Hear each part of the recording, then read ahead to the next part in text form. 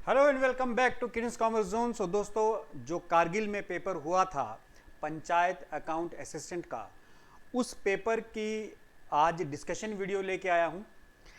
तो इस पेपर की जो डिस्कशन वीडियो में अभी करवाने जा रहा हूं, आप इस वीडियो पे अब ये फैसला मत कर लेना कि इस तरह का पेपर ही आएगा, क्योंकि ये जो कारगिल में पेपर आया था, अकाउंटेंसी की बात कर रहा हूँ, ये बहुत ज़्यादा इजी था। ये बहुत ज़्यादा इजी था। तो आप अपने में एक फॉल्स कॉन्फिडेंस मत क्रिएट कर लेना कि ये तो बहुत इजी है, ये तो हम ऐसे ऐसे कर लेंगे। अगर इस तरह का पेपर आया, इस तरह का पेपर में भी ना आए, थोड़ा लेवल टफ होगा। ये तो बिल्कुल ईजी था। तो इस पेपर से आप धोखा मत खाना। ये पेपर मुझे लगता है कि जब मैं इसकी डिस्कशन शुरू करूंगा, इसके क्वेश्चंस करवाना शुरू करूंगा, तो मोस्टली सबके आंसर्स 27 से 28 तक ठीक होंगे। ये मुझे ऐसा लगता है, जिस हिसाब से आपने प्रिपरेशन की है, जिस हिसाब से मैं जब लाइव क्लासेस लेता हूँ और आपके आंसर्स मुझे मिलते हैं, तो मुझे लगता है कि काफ़ी सारे बच्चों के मैक्सिमम आंसर्स में ठीक रहेंगे। लेकिन अगेन मैं कह रहा हूँ कि ये बहुत ईजी पेपर था। इतना ईजी पेपर में भी आपको ना आए तो अपनी तैयारी थोड़ी, उसका लेवल हाई रखिएगा। तो चलिए ज़रा ये पेपर डिस्कस कर लेते हैं कि है क्या ये। देखिए, कारगिल में पंचायत अकाउंट असिस्टेंट का जो एग्ज़ाम था, उसमें जो अकाउंटेंसी पार्ट था, मैंने उसके एक 30 क्वेश्चंस लिए हैं। तो आज इनकी जो एनालिसिस वीडियो में आपके सामने ला रहा हूँ। तो शुरू करते हैं फर्स्ट क्वेश्चन से। हमारा फर्स्ट क्वेश्चन क्या था? The asset that can be easily converted into cash with in A short period that is 1 year और लेस आर नोन एज। वो एसेट्स जो 1 साल के अंदर हम इजिली कैश में कन्वर्ट कर दें, उनको हम क्या कहते हैं? तो दोस्तों, हम उनको कहते हैं करंट एसेट्स। करंट एसेट्स वो होते हैं जो विद इन 1 ईयर कैश में कन्वर्ट हो जाएं। और आप साथ साथ ये भी याद रखो कि करंट एसेट्स में कौन कौन से एसेट्स आते हैं। उसमें कैश आता है, cash in hand, cash at bank, ठीक है, याद रखो ये। Debtors, stock, prepaid expense, accrued incomes. तो ये आप याद रखो इसके साथ। तो ये है करंट एसेट, क्योंकि आपको ये भी पूछा जा सकता है कि बैंक इज ए, या डेटर इज ए, या स्टॉक इज ए। तो ये आपको ये भी याद रखें कि करंट एसेट में कौन कौन सी एसेट्स आते हैं। और साथ में होता क्या है करंट एसेट? वो एसेट जो 1 साल के अंदर कैश में कन्वर्ट हो जाए। फिक्स एसेट आप सबको पता है, ये वो एसेट्स हैं जिनका जो यूज़ हम लंबे समय के लिए करते हैं। हमने खरीदा लेकिन इस्तेमाल लंबे समय के लिए हो, वो फिक्स एसेट्स होते हैं। इंटेंजिबल एसेट्स कौन से होते हैं? जिनको हम देख नहीं सकते, जिनको हम छू नहीं सकते। और इन्वेस्टमेंट्स, जो पैसा हमने कहीं ना कहीं इन्वेस्टमेंट करके रखा है, चाहे वो फिक्स एसेट में है, बॉन्ड्स में है, डिवेंचर्स में है, शेयर्स में है, that is called investment.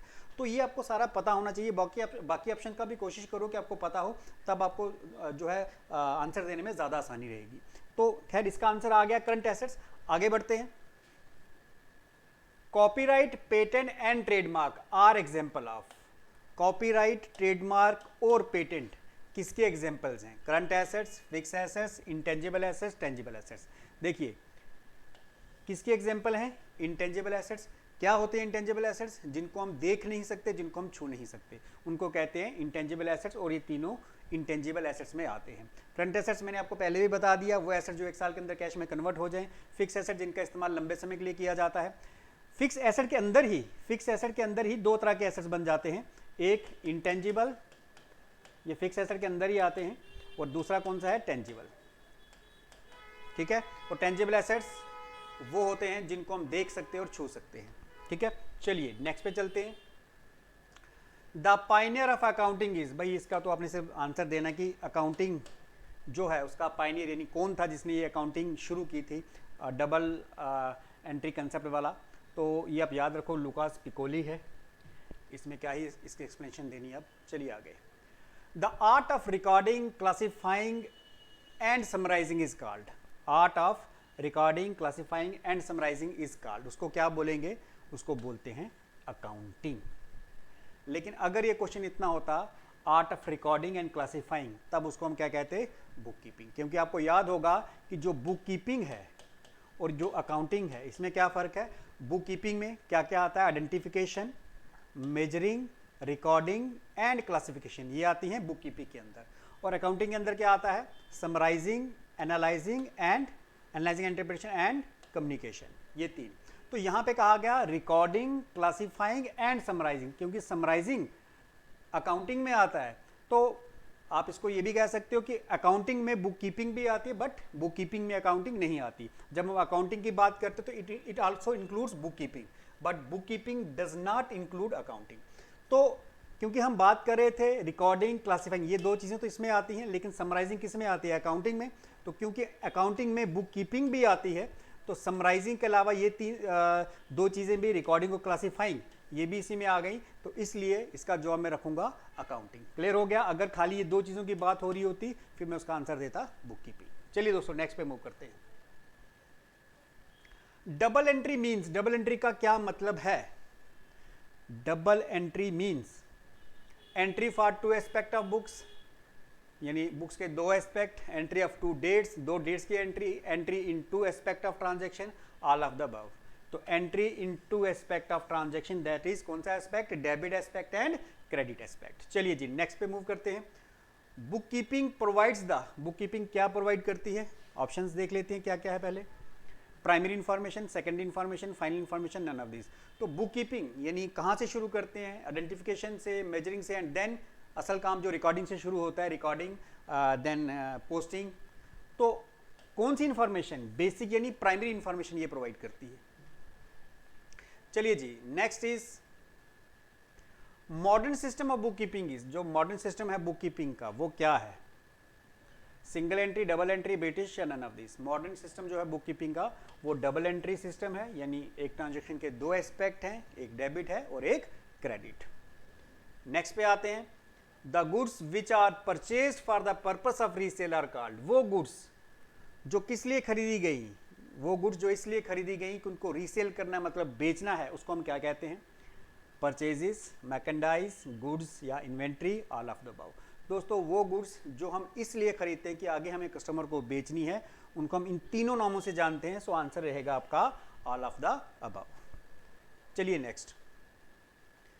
Promise to पे a certain amount is called, अगर किसी को हमने ये प्रॉमिस किया है कि हम उसको एक सर्टेन अमाउंट पे करेंगे तो उसको हम क्या बोलेंगे?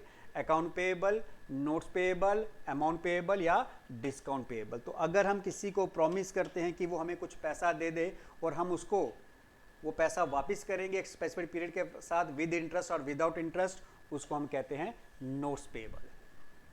चलिए जी नेक्स्ट पे मूव करते हैं। Next is the unsold merchandise of business on particular day is called. Merchandise मतलब स्टॉक, मतलब इन्वेंट्री। तो अनसोल्ड स्टॉक हमारा किसी पर्टिकुलर डे को, उसको हम क्या कहते हैं? यानी जो हमारा स्टॉक, आप ऐसा कह सकते हो साल के एंड में आपका जो स्टॉक अनसोल्ड रहता है, यानी जो बच जाता है, जो नहीं बिकता, उसको हम क्या कहते हैं? Purchase return, stock slash inventory, bad debts या सेल्स रिटर्न। परचेज रिटर्न का मतलब तो होता है गुड्स जो आपने खरीदी और उसमें से जो हिस्सा आपने वापस कर दिया अपने सप्लायर को, उसको कहते हैं परचेज रिटर्न। बैड डेट्स होता है जो पैसा आपका डूब गया बिकॉज ऑफ एनी रीज़न।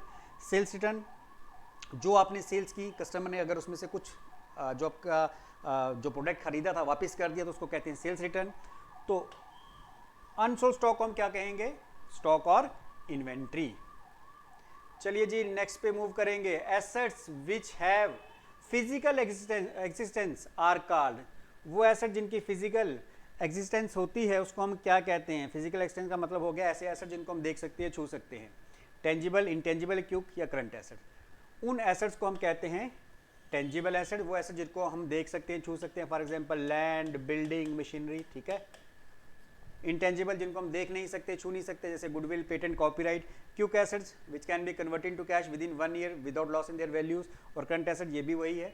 तो बस क्विक एसेट जब हम कैलकुलेट करते हैं तो क्विक एसेट्स में हम स्टॉक और प्रीपेड एक्सपेंस नहीं लेते। करंट एसेट जब लेते हैं तो इसमें कैश, स्टॉक, डेटर वगैरह सब लेते हैं, लेकिन जब हम क्विक एसेट कैलकुलेट करते हैं तो इसमें स्टॉक और प्रीपेड एक्सपेंसेस हम नहीं लेते। क्रॉस लिख रहा हूँ, बाकी cash in hand, cash at bank, debtors ये सारे लेते हैं, बट स्टॉक और प्रीपेड एक्सपेंस नहीं लेते। और करंट एसेट में ये दोनों भी इंक्लूड करते हैं। चलिए दोस्तों नेक्स्ट पे मूव करते हैं।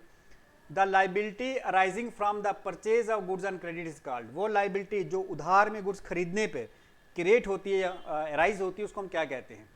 क्रेडिटर, अकाउंट्स रिसीवेबल, लोन या पेबल एक्सपेंस।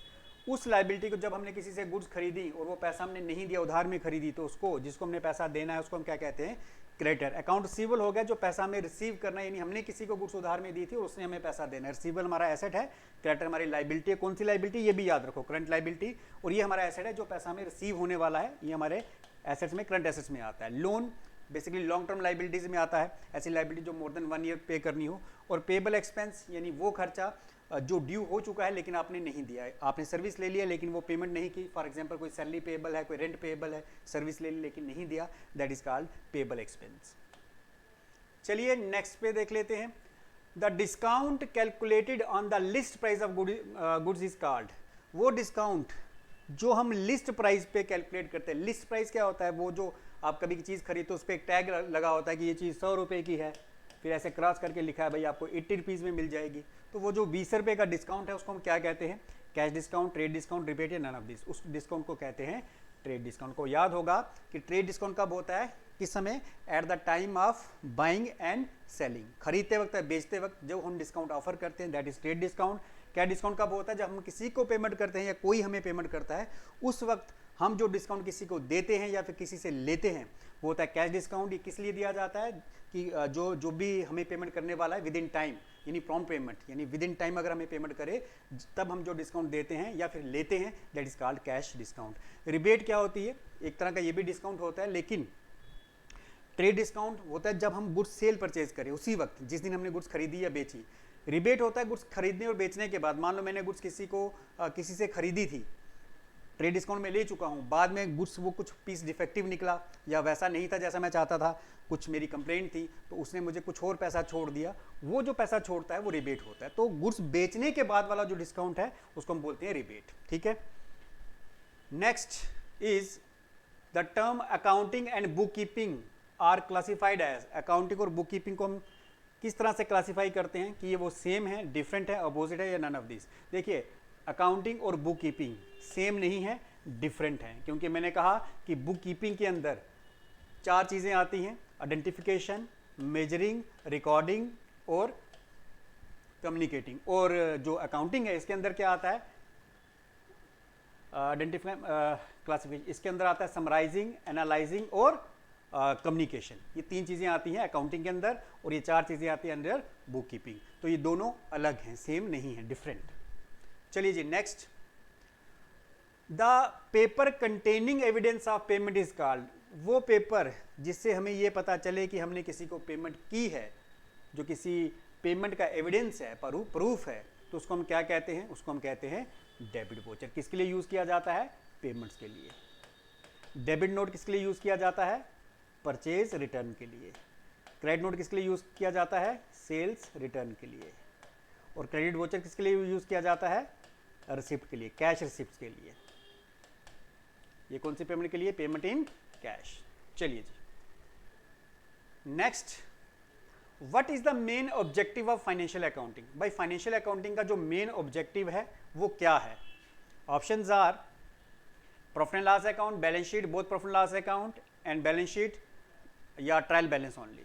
देखिए जो फाइनेंशियल अकाउंटिंग है उसका जो मेन ऑब्जेक्टिव होता है वो होता है कि ओनर्स को प्रॉफिट या लॉस के बारे में दिखाना और साथ ही साथ उसकी फाइनेंशियल पोजीशन जो कि कहाँ से पता चलती है, बैलेंस शीट से, उसके बारे में बताना। So C is the right answer कि जो फाइनेंशियल अकाउंटिंग का ऑब्जेक्टिव है वो है प्रॉफिट लॉस अकाउंट और बैलेंस शीट का बनाना प्रोपराइटर के लिए। चलिए next is trading account is a. Trading कौन सा अकाउंट है, options are personal account, real account, nominal account, intangible account. देखिए कोई भी ऐसा अकाउंट जिसमें हम प्रॉफिट या लॉस की बात करते हैं, आपको पता है ट्रेडिंग अकाउंट में हम किसकी बात करते हैं, ग्रॉस प्रॉफिट की या समटाइम ग्रॉस लॉस की।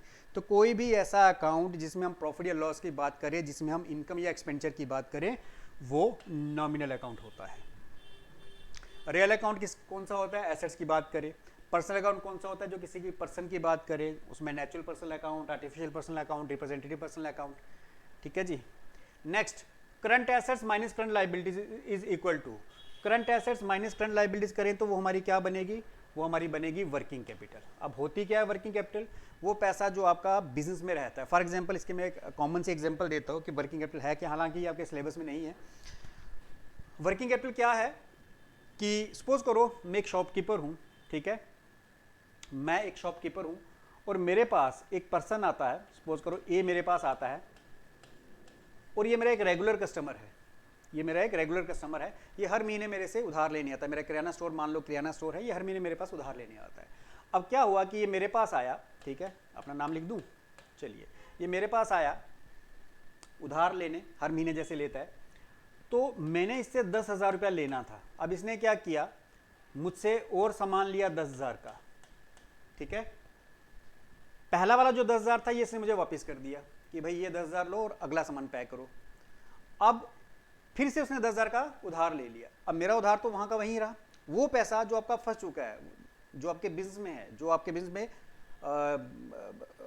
बिजनेस में मतलब रेगुलेट होता है, चलता रहता है, उसको हम कहते हैं वर्किंग कैपिटल। तो इसने क्या किया, आया 10,000 दे दिया और 10,000 का और उधार लेके चला गया। अब ये 10,000 मेरी क्या बन गई, वर्किंग कैपिटल। ये वो पैसा है जो आपके बिजनेस में रेगुलेट होता रहता है, ऐसे पैसे को हम कहते हैं working capital. So current assets यानी वो एसेट जो 1 साल के अंदर कैश में कन्वर्ट हो जाए, उसमें से मैं अपनी जो लाइबिलिटी चुकाऊंगा, तो ये वो पैसा आ जाएगा जो मेरे बिजनेस में रेगुलेट हो रहा है, उसको हम कहते हैं वर्किंग कैपिटल। चलिए जी, next is outstanding expense are. Outstanding expense क्या है भाई, वो खर्चा जो अभी तक आपने पे नहीं किया, उसको हम क्या बोलेंगे, लाइबिलिटी। इसके बारे में तो ज़्यादा मुझे पता है, आपको बताने की जरूरत ही नहीं है।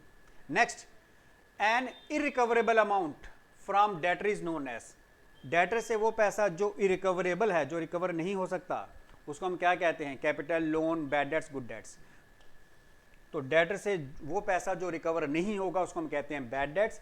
कैपिटल होता है ओनर ने जो पैसा बिजनेस में लगाया, लोन होता है एक लाइबिलिटी, और गुड डेट्स होते हैं वो पैसा जो आपका रिकवर हो जाएगा, उसको कहते हैं गुड डेट्स। लेकिन बैड डेट्स क्या है, वो पैसा जो आपका डेटर से रिकवर नहीं हुआ। ये एक लॉस है और कहां दिखाया जाता है, प्रॉफिट एंड लॉस अकाउंट की डेबिट साइड में। The expenditure incur to acquire fix asset is called. किसी फिक्स एसेट को खरीदने में जो हमारा खर्च आता है, एक्सपेंडिचर आता है, उसको हम क्या कहते हैं, capital expenditure, revenue expenditure, recurring expenditure, none of this. देखिए कैपिटल एक्सपेंडिचर, आंसर इसका कैपिटल एक्सपेंडिचर ही है, वो एक्सपेंडिचर जो किसी फिक्स एसेट को खरीदने पे आए, ऐसा एक्सपेंडिचर जिसका बेनिफिट हमें मोर देन 1 ईयर मिले, तो ऐसे एक्सपेंडिचर को हम बोलते हैं कैपिटल एक्सपेंडिचर। रेवेन्यू एक्सपेंडिचर कौन से होते हैं, जिनका बेनिफिट हमें सिर्फ उसी साल मिलता है, यानी जिसका बेनिफिट विद इन 1 ईयर या विद इन अकाउंटिंग पीरियड हम कंज्यूम कर लेते हैं, एग्जॉस्ट कर लेते हैं, ऐसे एक्सपेंडिचर को कहते हैं रेवेन्यू एक्सपेंडिचर, जिसकी पेमेंट हमें हर साल दोबारा से करनी पड़ती है। रेकरिंग एक्सपेंस भी रेवेन्यू एक्सपेंडिचर को ही कहते हैं, यानी जो रेगुलर हैं, और नन ऑफ दिस खैर छोड़ दो। तो कैपिटल एक्सपेंडिचर मतलब आपने इस साल खर्चा किया लेकिन बेनिफिट मोर देन 1 ईयर मिलेगा। रेवेन्यू एक्सपेंडिचर बेनिफिट आपको जिस साल खर्चा किया उसका बेनिफिट उसी अकाउंटिंग पीरियड में मिलेगा, अगले साल फिर से वो खर्चा करना पड़ेगा। ठीक है जी, रेकरिंग का वही मतलब हो गया कि रेगुलर बेस पे होने वाले एक्सपेंडिचर। चलिए next, an expenditure which is basically revenue in nature but benefit of which is not exhausted with in 1 year is called. वो एक्सपेंडिचर जिसका नेचर क्या है, रेवेन्यू है, यानी जो रेगुलर है, लेकिन जिसका बेनिफिट हमें 1 साल के अंदर नहीं 1 साल से ज़्यादा समय के लिए मिलता है, ऐसे एक्सपेंडिचर को क्या कहते हैं। रेवेन्यू एक्सपेंडिचर तो मैंने बता दिया जिसका बेनिफिट सिर्फ 1 साल के अंदर आपको मिलता है, इसने कहा कि 1 साल से ज़्यादा समय के लिए मिले, तो ये नहीं है।